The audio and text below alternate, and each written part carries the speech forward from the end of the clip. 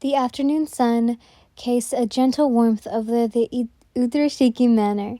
The birds sing sweetly, a stark contrast from the solemn atmosphere that hangs over the place. Kayaka Udrashiki, leader of the Demon Slayer Corps, sits with his wife, Ami, on the egwa of their home. His heart was landed with the weight of the news that had reached him earlier this morning.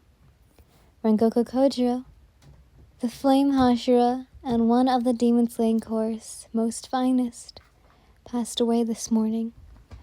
Though sadness is etched deeply in his face, Kayaka's mood seemed to have been uplifted with the gentle touch of the warm sun. Ami, noticing her husband's melancholy, gently lays her head on his shoulder, offering him some much-needed comfort. Indeed, the man has been and seen a lot of death. Amid blind. The life of a demon slayer is no walk in the park. It was almost filled with danger, and with little room for light or laughter. Every battle fought was a reminder of the fulgence of life and the indent of death. Yet, despite all the bloodshed and loss, a demon slayer must continue on the path with an unwavering determination in order to rid the world of all demon kind and restore the balance of nature. Kayaka sighs deeply, thinking about the fiery spirit that Kojiro possessed. The boy had worked hard to become an exponential demon slayer, but his tragic end was a stark reminder of the risks they all faced. Kayaka couldn't help but feel the weight of responsibility pressing down on him. The sacrifices made for the sake of mankind were not in vain, but they come at a heavy cost. The path of a demon slayer was one not to take lightly, and even loss only strengthens your resolve. Kojiro will be missed. And because of his curse and illness, Kayaka knew he, too, didn't have longer in this world.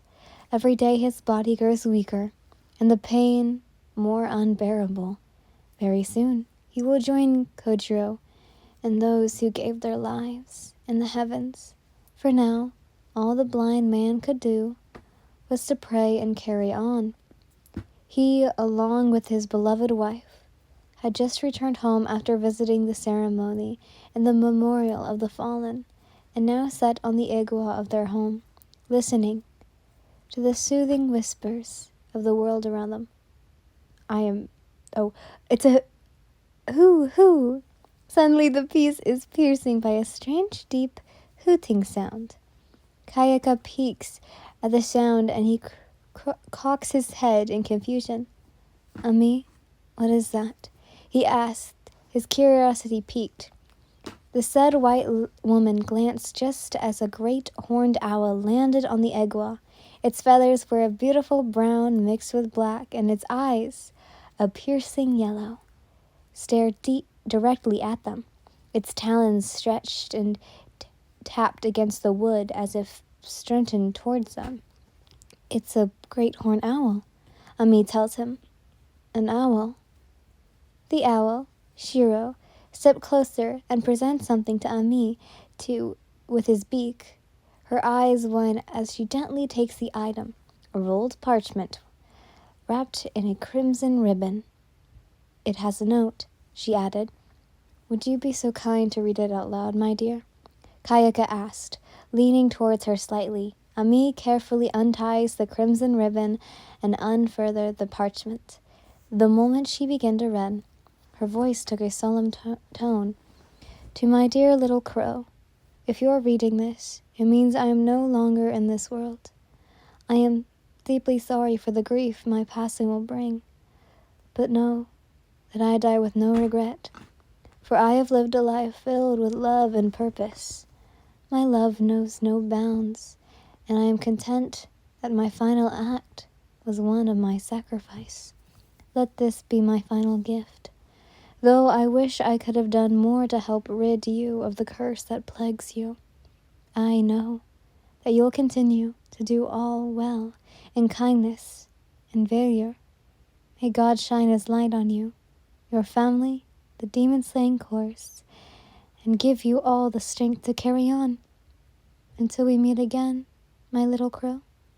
Farewell. Sincerely, Otsu Fujiwara. Ami finishes reading.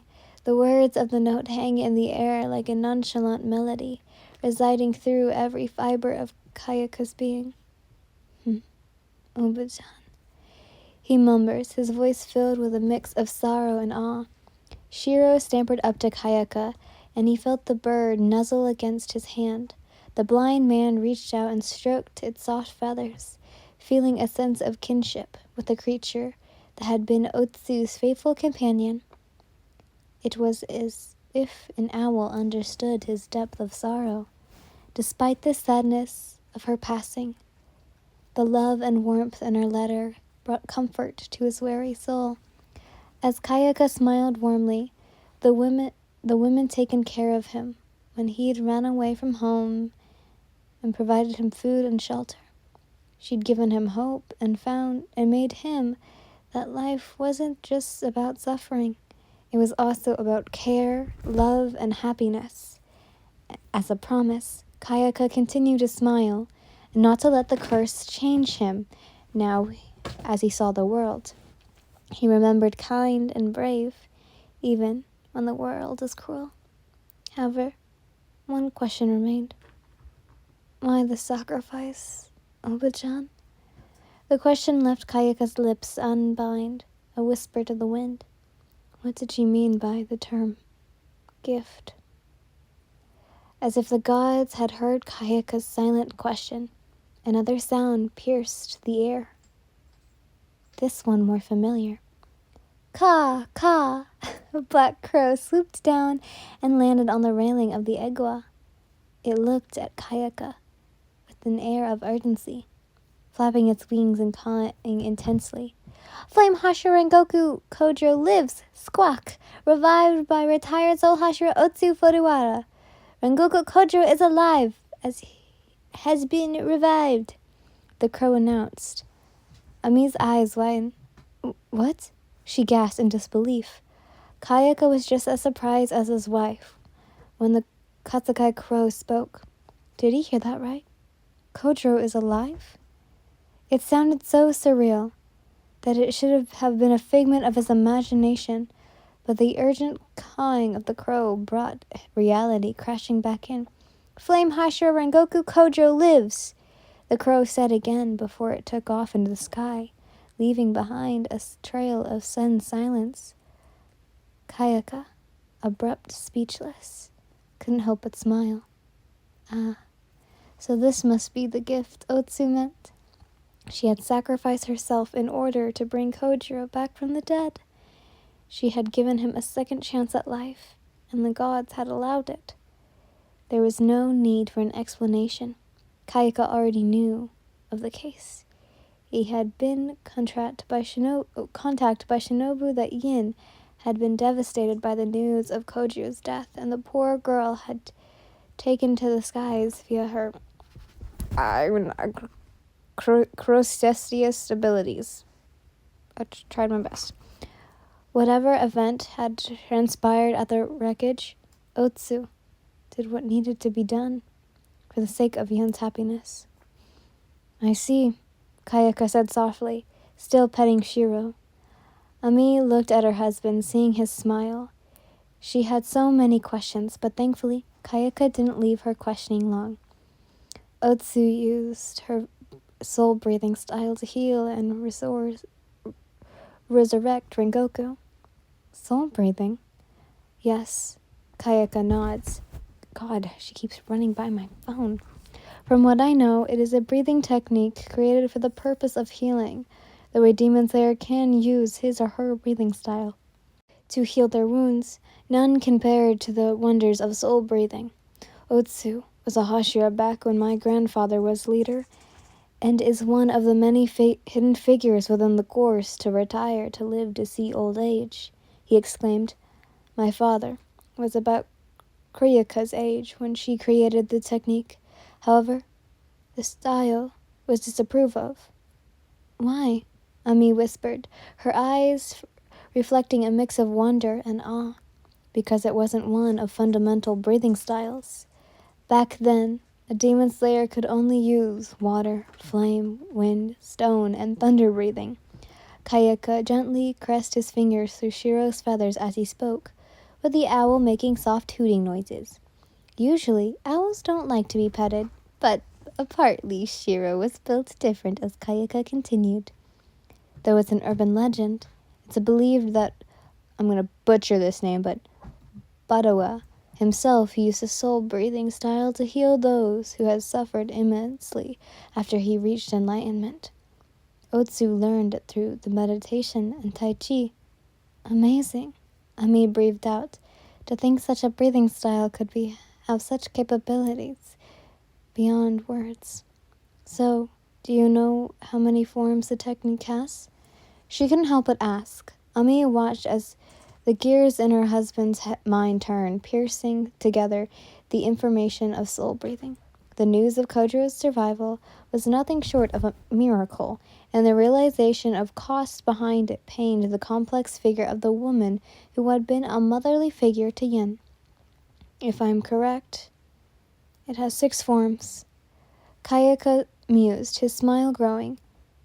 But according to the record within the Demon Slaying course archives, Otsu created a 10th form, one that could potentially restore life to death.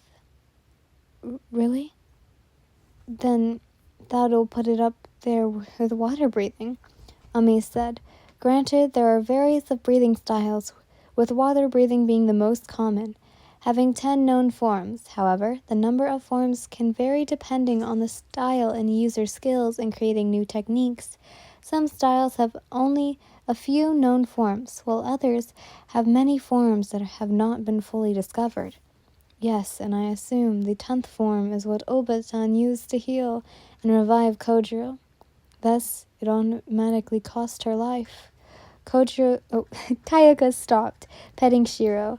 The owl let out a sad hoot.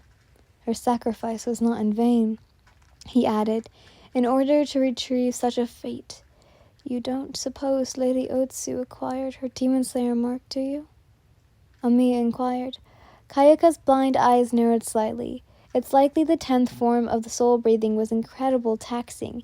It's possible it required the user to expel a specific portion of their viability in order to perform the god's work, resulting in their own demise.